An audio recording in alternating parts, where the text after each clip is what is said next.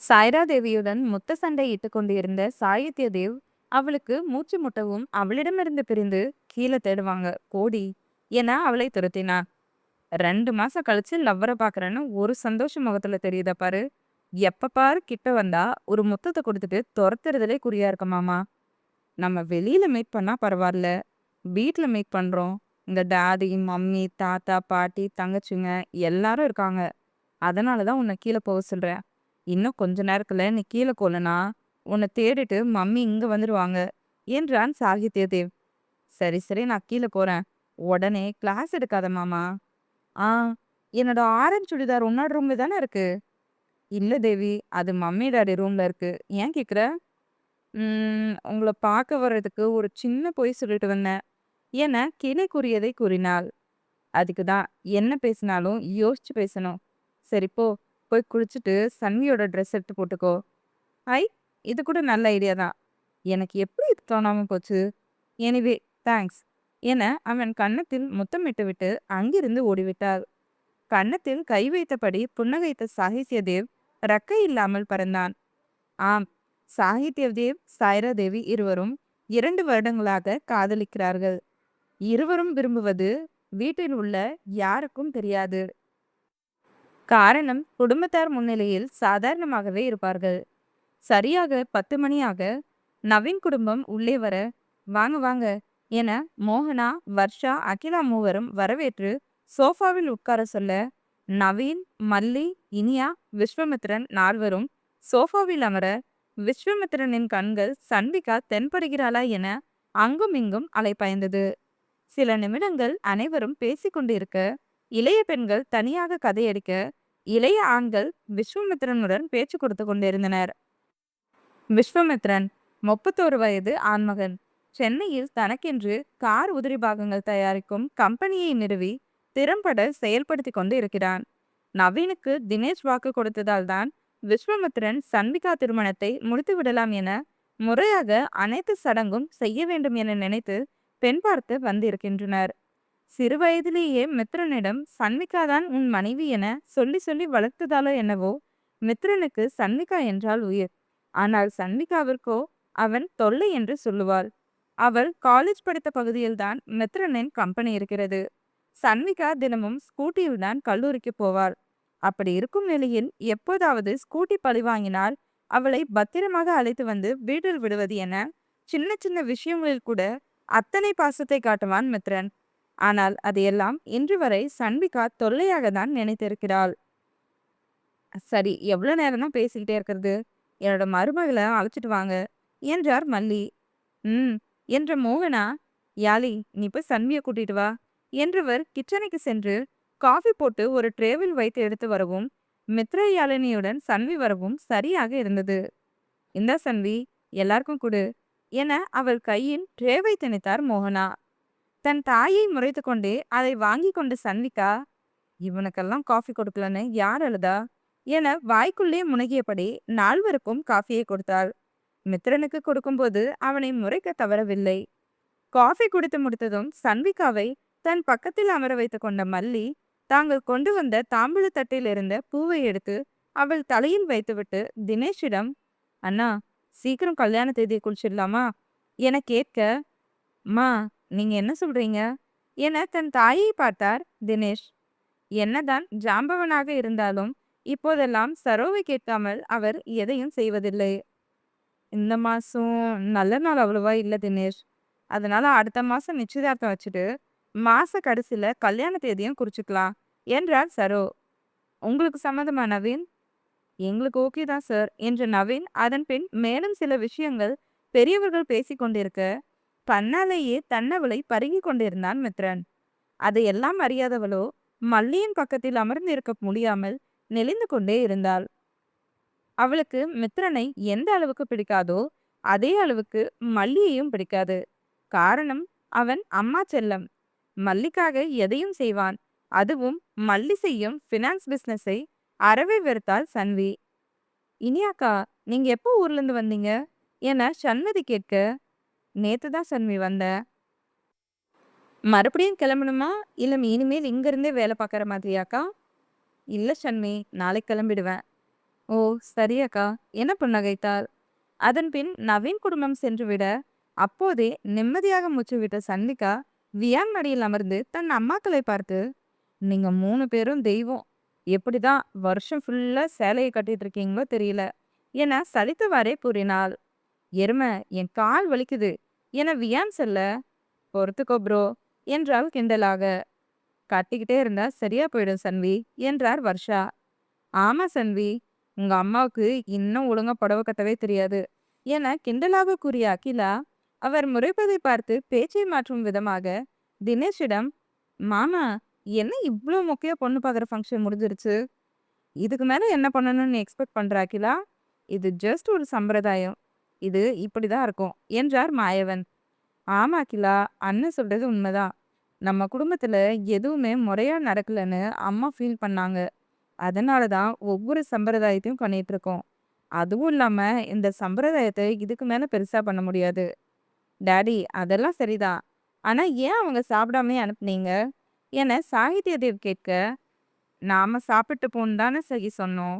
அவங்க தான் அவசரப்பட்டாங்க. அவங்க பக்கம் கல்யாணம் ஆகாம சம்மந்தி வீட்ல சாப்பிட மாட்டாங்க போல. அன்னைக்கே நவீன் என்கிட்ட சொன்னான். ஆனா நான் தான் அதை பெருசா எடுத்துக்கல. ஒரு சில இடத்துல இதெல்லாம் இன்னும் கடைபிடிக்கிறாங்க தினேஷ் என்ற சரோ. சரி சரி, வாங்க, இன்னும் எவ்வளவு நேரம் உட்காந்துட்டே இருக்கிறது. ஷன்மி பசியோட இருப்பா, சாப்பிடலாம் என அவளை டைனிங் ஹாலுக்கு அழைத்து செல்ல அவர்கள் பின்னாடியே அனைவரும் சென்று அமர மோகனா, வர்ஷா, அகிலா மூவரும் அனைவருக்கும் பரிமாறினர். யாதி, ஷன்மி கல்யாணம் முடிஞ்ச உடனே உன்னோட கல்யாணம் தான், கொஞ்ச நாள் உங்க கூடயே இருக்கேன் அப்படின்னு பாட்டு பாடிக்கிட்டு இருக்காது என்றார் தினேஷ். அண்ணா, அவளுக்கு கல்யாணமே வேண்டான்னு சொல்றா என்றார் அகில். ஏன் யாழி என மாயவன் கேட்க, என்னோட தங்கச்சிக்கு என்னை விட்டுட்டு போக மனசே இல்லை. ஆமா தானே யாழி என கிண்டலாக கூறினான் சாகித்ய தேவ். அப்படியாக்கா என சாய்ரா கேட்க, அதுவும் ஒரு காரணம்தான் என்றாள் சன்விகா. என்ன யாழி, நாங்க எல்லாரும் பேசிக்கிட்டே இருக்கோம், நீ அமைதியா இருக்க, ஏதாவது சொல்லு என்றார் தினேஷ். வாயை திறந்து பேசுடி, சாப்பிட மட்டும்தான் அந்த வாய்க்குள்ள போகுமா என்ன என்று தன் மகளை முறைத்தவரை கேட்டாள் அகிலா. உனக்கு என்னம்மா பிரச்சனை? உன்னோட வேலையை மட்டும் பாரு. நான் அப்பா, நீங்க என்ன சொன்னாலும் நான் செய்வேன் என்றவள் தினேஷிடம், நீங்க மாப்பிள்ளை பாருங்கப்பா, ஆனா கல்யாணம் இன்னும் 2 மாசம் கழிச்சு தான் பண்ணிப்பேன். அதென்ன 2 மாசம் என மோகனா கேட்க, உங்களோட ஜாலியா சிங்கிளா என்ஜாய் பண்ணதான் என்றாள். அதை கேட்டு அனைவரும் புன்னகைக்க வேகமாக சாப்பிட்டு முடித்துவிட்டு அங்கிருந்து நகர்ந்தாள் சன்மதி. அவளுக்கு ஏதோ அந்நியர் வீட்டில் இருப்பது போல தோன்றியது. சன்னி என்று வியான் கத்த, எனக்கு தூக்கம் வருதண்ணா, நான் போய் கொஞ்ச நேரம் ரெஸ்ட் எடுக்கிறேன் என சொல்லிவிட்டு திரும்பியும் பார்க்காமல் சக்தியின் அறைக்கு சென்று விட்டாள். எனக்கும் போதும் என சரோவும் எழுந்து சென்று விட, ஏன் மாமா அவ இப்படியே பண்ணிக்கிட்டு இருக்கா என கவலையாக கேட்டார் மோகனா. அவ பண்றதுல தப்பே இல்லம்மா. நீங்க பாட்டுக்கும் எல்லாரும் பேசிக்கிட்டு இருக்கீங்க. அவளை யாராவது கண்டுக்கிட்டீங்களா? பாட்டிய தவிர அவளை யாருமே கண்டுக்கல. எல்லாரும் சிரிச்சு பேசிட்டு இருக்கிறது அவளுக்கு ஹர்ட் ஆகாதா? அவ ஒன்றும் பெரிய பொண்ணு இல்ல, சின்ன பொண்ணு, 15 வயசு குழந்தை. நாம இப்ப பண்ற சின்ன சின்ன விஷயம் கூட அவளோட ஆள் மனசுல அழியாத தாக்கத்தை ஏற்படுத்திடும். இதனால தான் சக்தி இங்க வரதையே வெறுத்துட்டான் போல என சொல்லிவிட்டு அங்கிருந்து சென்று விட்டான் வியான்.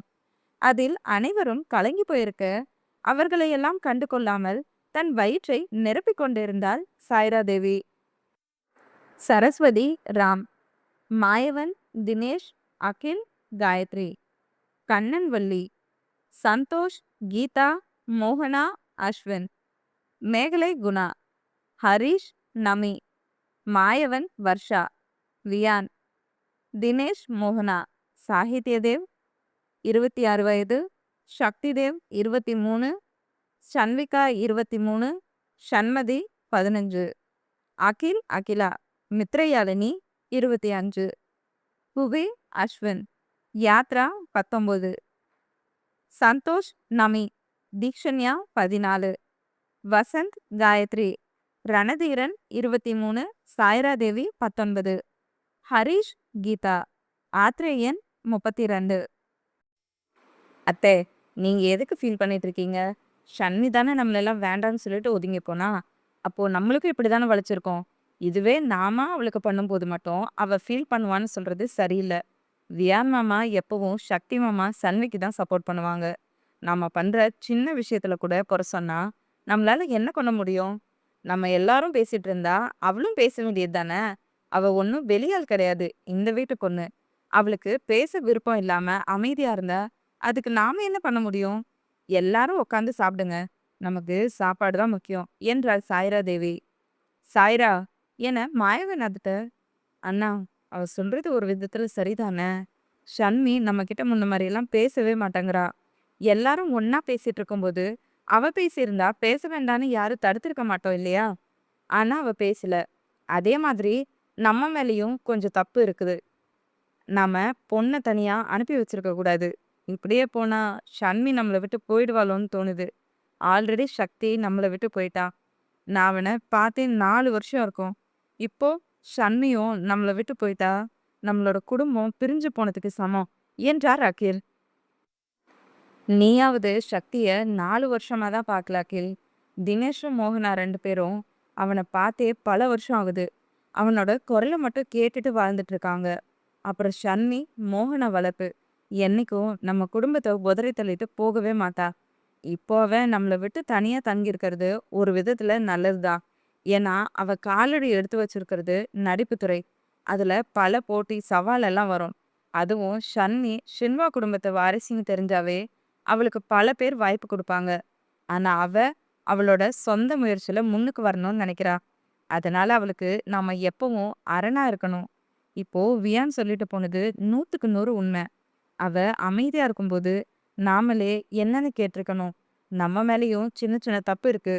ஸோ இனிமேல் எது பண்ணாலும் சுத்திலும் யார் இருக்காங்கன்னு யோசிச்சு பண்ணுங்க. சாய்ரா, பெரியவங்க பேசிட்டு இருக்கும்போது நடுவுல பேசக்கூடாது என அதட்டலாக கூறினார். சாரி மாமா என்றாள் சாய்ரா தேவி. தினேஷ் மோகனா, ஏன் 2 பேரும் இப்படி இடிஞ்சு போய் உட்காந்துருக்கீங்க? இப்படி இருக்கிறதுனால ஒண்ணுமே மாறப்போறது கிடையாது. நம்ம பசங்க யாரும் நம்மள விட்டு போகல. சக்தி நம்மள விட்டு பிரிஞ்சிருந்தாலும், நாம சொல்றது செய்யாம இருந்தது இல்லையே! மோகனா, நீயோ? இல்ல தினேஷோ. கால் பண்ணனா, அவன் மரியாதை குடுத்து எடுத்து பேச தானே செய்றான். பேசுறான் சின்ன மாமா. ஆனா, முன்னெல்லாம் மாம்னு கூப்பிடுவான். இப்பல்லாம் மிஸ்ஸஸ் தினேஷ்ன்னு சொல்லுங்கன்னு சொல்றான். அவன் சின்ன பையனா இருக்கும்போது, மாமா அடிக்கடி ஃபீல் பண்ணுவாரு. அவன் என்ன அப்பான்னு சொல்ல மாட்டேங்கிறான். மிஸ்டர் தினேஷ்ன்னு சொல்றான்னு. அப்போ எனக்கு சிரிப்பா வரும். ஆனா இப்போ, அவன் என்னவே அப்படி கூப்பிடும்போது தான், ஒரு அம்மாவா எனக்கு வலிக்குது. என்ன விடுங்க மாமா. மாமா பாவம் இல்லையா? அவர இன்னைக்கு வரைக்கும் அவன் அப்பான்னு சொன்னதே கிடையாது. அவருக்கு எப்படி இருக்கும்? ஆனா ஒண்ணு மட்டும் உண்மை மாமா. நமையானி மட்டும் இல்லனா, நம்ம சக்தி நம்மள விட்டு போயிருப்பான். என்றார் மோகனா. ஆமா அண்ணா. அவனோட குணமும் இப்பல்லாம் மாறி போயிடுச்சு. அது அவனோட குரல்லயே எனக்கு தெரிஞ்சுது. நமி கொஞ்சம் கொஞ்சம் நம்மள பத்தி எடுத்து சொல்றதால மட்டும்தான், இன்னமும் நம்ம எல்லாரையும் மதிச்சு பேசுறான். என்றார் தினேஷ். அவன் எங்க இருக்கான்னு தெரிஞ்சுதா? என்று மித்ரயாழினி கேட்க, இல்ல யாழி. உதயாவுக்கும் நம்மைக்கும் தான் தெரியும். ஆனா 2 பேருமே சொல்ல மாட்டேங்கிறாங்க. எனக்கு தெரிஞ்சு அவன் தான் சொல்லக்கூடாதுன்னு சொல்லி வச்சிருப்பான். டாடி, அவன் மகாராஷ்டிரால தான் இருக்கான். என்றான் சாகித்யா. யாரு சொன்னா சாஹி? என மாயவன் கேட்க, சக்தி தான் சொன்னான் பெரியப்பா. எப்போ அவன்கிட்ட பேசின? என தினேஷ், மாயவன், அகில் மூவரும் ஒரே நேரத்தில் கேட்க, என்ன சக்தி உன்கிட்ட பேசினானா? என ஷன்விகா அதிர்ச்சியானாள். நேத்து நைட்டு தான் பேசினேன் டாடி. ஏன் உங்களோட ரியாக்ஷன் ஒரு மாதிரி இருக்குன்னு எனக்கு புரியல. அவன் உன்கிட்ட பேசினான்னு சொன்னது எங்களுக்கு அதிர்ச்சி தான். இதுல அவன் இருக்க இடத்தையும் சொல்லியிருக்கானே அண்ணா. அத நினைச்சு தான் எல்லாரும் ஷாக்கா பார்க்குறாங்க. என்றாள் யாழி. நான் அவனோட அண்ணன் யாழி. எனக்கும் அவன் மேல பாசம் இருக்கு. அவனுக்கும் என் மேல பாசம் இருக்கு. நான் எங்கடா இருக்கேன்னு கேட்டேன். பூனேல இருக்கேன் நானு மரியாதையா தான் பதில் சொன்னான். என்றான் சாகித்யா. ஓ! சன்வி, நீ அவன்கிட்ட பேசினியா? இல்ல டாடி. நாங்க பேசி பல வருஷம் ஆகுது. ஆனா, என்னோட பிறந்த நாள் அன்னைக்கு சக்தி குடுத்தான்னு சொல்லி, ரணதீரன் மாமா ஒரு பார்சல் கொண்டு வந்து குடுப்பாரு. அதுல அவன் கைப்பட ஹாப்பி பர்த்டே பிசாசுன்னு எழுதியிருப்பான். இதுவே ஒவ்வொரு வருஷமும் தவறாம கிஃப்ட் பாக்ஸோட வரும். என்றாள் சன்விகா. டாடி, அவன் நம்மளெல்லாம் நெனச்சிட்டு தான் இருக்கான். ஆனா, ஏதோ ஒண்ணு நம்மகிட்ட அவன ஒட்ட விடாம தடுக்குது போல. என்றான் சாகித்யா. அது என்னன்னு சொன்னா கூட பரவாயில்லையே சாஹி என கவலையாக கூறினார் மோகனா. அவரை ஆறுதல் படுத்தினார் அகிலா, வர்ஷா இருவரும். அம்மா, அப்பா, நீங்க மனசு தளர விடாதீங்க. எப்படியும் ஷன்வியோட நிச்சயதார்த்தத்துக்கு சக்தி வருவான். அப்போ நேர்லயே மீட் பண்ணி அவனுக்கு என்னதான் பிரச்சனைன்னு தெரிஞ்சுக்கலாம். இப்போ சாப்பிட்டு போய் சன்னிய சமாதானப்படுத்துங்க என்றாள் யாழி.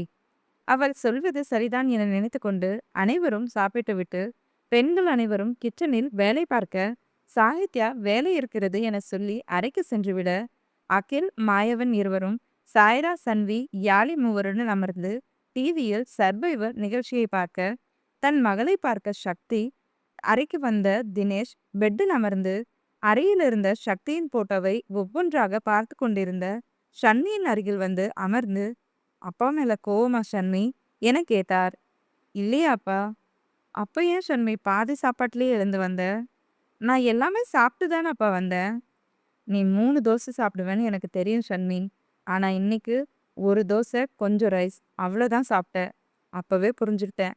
என் பொண்ணு எதையோ நினைச்சிட்டு தான் ரூமுக்கு வந்துட்டான்னு. என்னாச்சு சன்மி? நாங்க உன்னை கண்டுக்காம இருக்கோம்னு நினைச்சிட்டு ஃபீல் பண்ணிட்டியா என கேட்க, ஆ, அப்படியெல்லாம் இல்லப்பா என்று மழுப்பினாள் சன்மதி. என் பொண்ணுக்கு ஒழுங்கா பொய் சொல்லக்கூட தெரியாதுன்னு எனக்கு நல்லா தெரியும் ஷன்மி. அப்பா என அவரை இறுக்கமாக அணைத்து கொண்டவள், எனக்கு வேற யார் வீட்லயும் இருக்கிற மாதிரி ஃபீல் ஆச்சுப்பா. அதனால தான் என்னால அங்க உட்காந்து சாப்பிடவே முடியல என அழுது கொண்டே கூறினாள் ஷன்மி. அதை கேட்டு தினேஷின் கண்களும் கலங்கியது. நீ அப்பாவோட செல்லம். இந்த வீட்டோட குட்டி இளவரசி சன்மி. எப்படி தங்கம் இப்படி யோசிச்ச? நீ சொல்லும்போது உன்னை விட அப்பாவுக்கு தான் வலிக்குது தங்கம். அவரிடம் பிரிந்து அவர் கண்ணை துடைத்து விட்ட ஷன்மி, அப்பா அழுகாதீங்க. என்னோட அப்பா எப்பவும் கம்பீரமா இருந்தாதான் பார்க்கவே நல்லா இருக்கும் என்றார் அவர் கண்ணில் முத்தம் வைத்து. அதை கேட்ட தினேஷுக்கு மோகனாவின் நினைவுதான் வந்தது. அவர்தான் எப்போதும், என் மாமா யார் முன்னாலையும் தூக்கக்கூடாது, கம்பீரமா இருக்கணும், அது நானாவே இருந்தாலும் என சொல்லிக்கொண்டே இருப்பார். அந்த நினைவிலிருந்து வெளிவந்து தன் மகள் நெற்றியில் முத்தம் வைத்தார். அப்பாவும் பொண்ணும் கொஞ்சிட்டு இருக்கீங்க போல என கேட்டபடி ஒரு பூனைக்குட்டியுடன் வந்தான் வியான். ஏன் நான் என்னோட ஜீஜு குட்டியை தூக்கிட்டு வந்த என பூனைக்குட்டியை வாங்கி கொஞ்சினாள் ஷன்மி. அவளுக்கு அந்த பிளாட்டில் இருக்கும் ஒரே உறவு இந்த பூனைதான். தன் கஷ்டம் சோகம் அத்தனையும் அந்த வாயில்லா ஜீவனிடம் கொட்டி தீர்ப்பாள் அவள். நீதான் சோகமா போன, அதான் ஜீஜி குட்டியை தூக்கிட்டு வந்தேன். ஆனா அதுக்குள்ள சித்தப்பா உன்னை சமாதானப்படுத்திட்டாரு என்ற வியான். சரி ஷன்மி, இன்னைக்கு நீ அப்பா கூடயே படுத்துக்கோ என்றான். இல்லண்ணா, நான் ஈவினிங் கிளம்பிடுவேன் என்றாள் சண்மதி. ஷன்மி, உனக்கு இன்னைக்கு மென்சஸ் டேட். அங்க போனா தனியா கஷ்டப்படுவ. இந்த டைம்ல அப்பாவை ஹக் பண்ணி தூங்கினா தானே உனக்கு தூக்கம் வரும். இங்கேயே இரு, நீயும் நானும் இந்த ரூம்லயே கூட படுத்துக்கலாம் என்றார் தினேஷ். ஆமா ஷன்மி, இங்கேயே இரு ப்ளீஸ் என்றான் வியான்.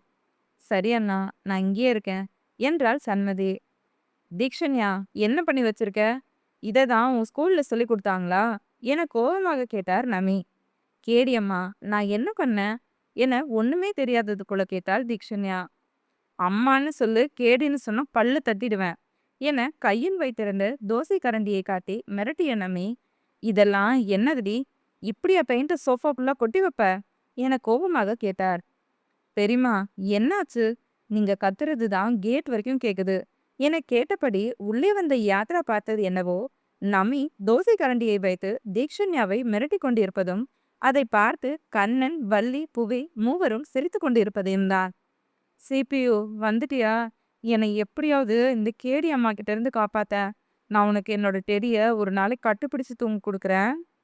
ம் 6 வருஷத்துக்கு முன்னாடி டெடிய கொடு, ஒரு நாள் தூங்கிட்டு தரேன்னு கேட்டதுக்கு முடியவே முடியாதுன்னு ஆர்ப்பாட்டம் பண்ணி வீட்டில் இருக்கவங்கள எல்லாம் கதற விட்டுட்டு இப்ப வந்து ஒரு நாளைக்கு தூங்க கொடுக்குறலாம் என மனதிலேயே அவளை வசைப்பாடியபடி அவள் அருகில் வந்தவன், நீ என்ன கீபோர்ட் பண்ணி வச்சிருக்க? நான் ஒண்ணுமே பண்ணல சிபியு. ஸ்கூல்ல ஆக்டிவிட்டி கொடுத்தாங்க, அதுக்கு தான் வரைஞ்சிட்டு இருந்தேன்.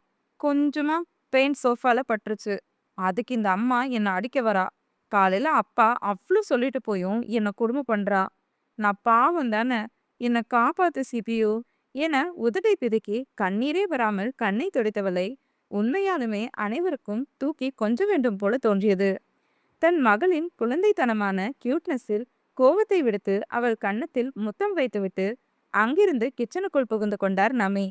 அதை பார்த்து அனைவரும் புன்னகைக்க, "ங" என போகும் அனைவரையும் புரியாமல் பார்த்தாள் தீக்ஷண்யா. யாத்ராபுரம் திரும்பி, "சிபியு, இப்ப நடந்தது உண்மையா இல்ல கனவா?"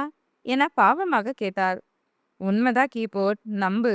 உனக்கு பெரியம்மா முத்தம் தான் கொடுத்துட்டு போயிட்டாங்க. ஆனாலும் கீபோர்ட் சும்மா சொல்லக்கூடாது. இந்த குட்டி முகத்துல எத்தனை ரியாக்ஷனை காட்டுற?" என கிண்டலாக கூறினான் யாத்ரா. "நான் ஒண்ணுமே பண்ணல. நான் ஃபீல் பண்ணி அழுதது தான் உங்களுக்கு கியூட்னஸா தெரிஞ்சிருக்கு" என கையை ஆட்டி கூறினாள் தீக்ஷண்யா. "சரி சரி, 2 பேரும் சேர்ந்து அந்த சோஃபாவை சுத்தம் பண்ணிட்டு அப்புறம் பேசுங்க" என்றார் வள்ளி. "பாட்டி, எனக்கு ஆக்டிவிட்டி இருக்கு. அதனால எனக்கு பதிலா சிபியு சுத்தம் பண்ணுவான்" என சொல்லிவிட்டு அங்கிருந்து தன் பேக்கை எடுத்துக்கொண்டு தன்னறைக்கு ஓடிவிட்டாள். "ஏ கீபோர்ட், கீபோர்ட்" என கத்திய யாத்ரா தன் அம்மாவை பார்த்து, "அம்மா, கடைசியில என்ன கோத்து விட்டுட்டா. இப்போ நான் தான் இதை சுத்தம் பண்ணணுமா?" என அலுப்பாக கேட்டான். "நீ போய் ஃப்ரெஷ் ஆயிட்டு வா, நான் சுத்தம் பண்ணிடுறேன்" என அவனை அனுப்பி வைத்துவிட்டு சோஃபாவை சுத்தம் செய்தார் புவி.